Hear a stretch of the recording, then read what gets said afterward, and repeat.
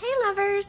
We need to talk about Taylor Nation's post yesterday. So it's to August and it shows all these clips and it says always canceling our plans just in case she calls. Watch this clip.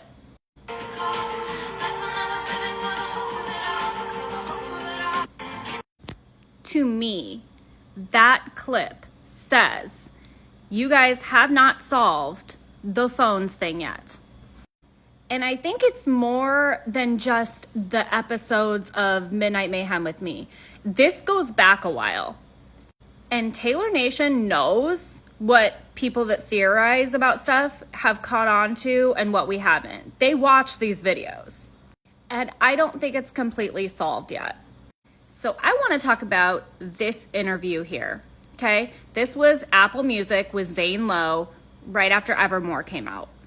Watch this clip. At exactly 31 minutes and 13 seconds, she has a landline ring. Where he operates out of Eau Claire. I never knew how I would ever get in contact with Justin Vernon. My in was that Aaron Dessner, who produced these albums and wrote with me, is his best friend. I mean, this will break my heart if he doesn't want to, because my biggest anxieties say to me, the artists that you love will never love you too.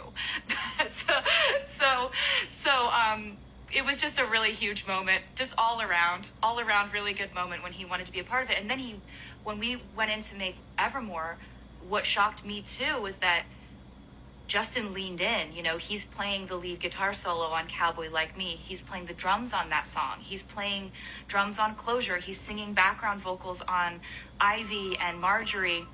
Sorry, I didn't know I had a home phone, but apparently Until somebody called it. You probably didn't even know your number. It's actually really good to learn that today.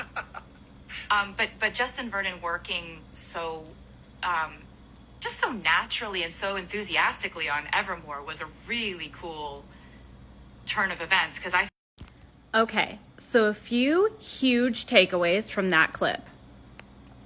She's talking about Justin Vernon and his work on Evermore. Now, this is the same exact interview I talked about where she said Marcus Mumford was doing background vocals on Cowboy Like Me, and he said, hey, we need to start a band. We should start a band. But the home phone ringing at 31:13 is an egg. For sure, without a doubt. And you can even see her waiting for it to happen, watching like a clock, a countdown, knowing where she's at in the interview, knowing it's going to happen. Watch her eyes in this clip before the phone rings. Will never love you too.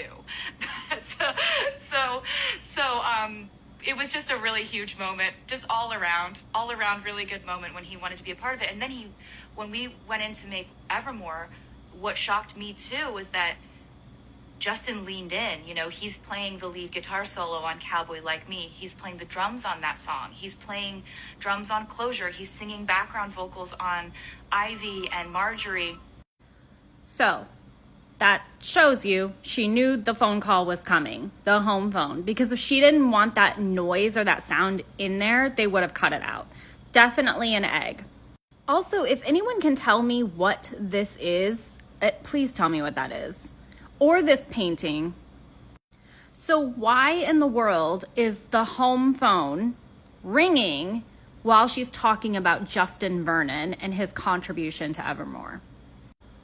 As you guys know, I think that she's been working on a side band, possibly involving Marcus Mumford, Justin Vernon, Aaron Dessner, Jack Antonoff, possibly a few others.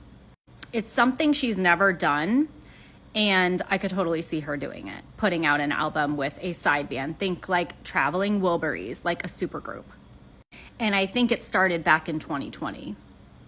I've also said that I think the members of this band could possibly be on the Eras tour during the surprise set. I mean, we've had Jack, we've had Aaron, we've had Marcus Mumford.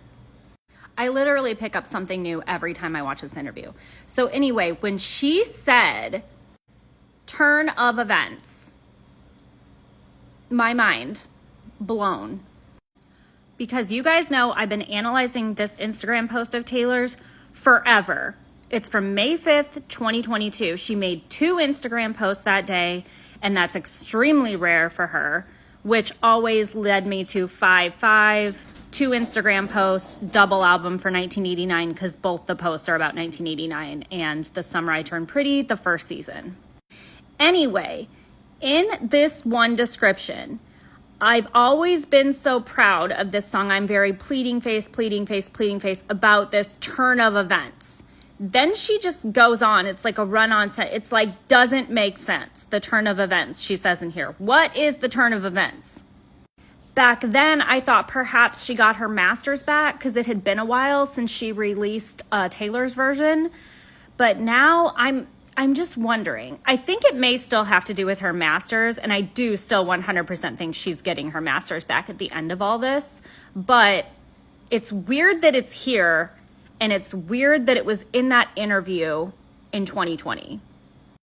But the 2020 interview is not the first time we have had a cryptic message about a landline or home phone. August 27th, 2014. My home phone is ringing. I did not know I had a home phone. Interesting development. And then her saying in the 2020 interview, I'm learning that today. There's something to this. We need to connect the dots because we haven't gotten it yet. Now, obviously, we have other phone references on Reputation. The old Taylor can't come to the phone right now. Why? Because she's dead. But this is like a puzzle for me that I'm trying to put these pieces together. The home phone, the landline, the Midnight Mayhem episodes with all the phones, the turn of events. So if you guys have anything to add to this theory, please let me know.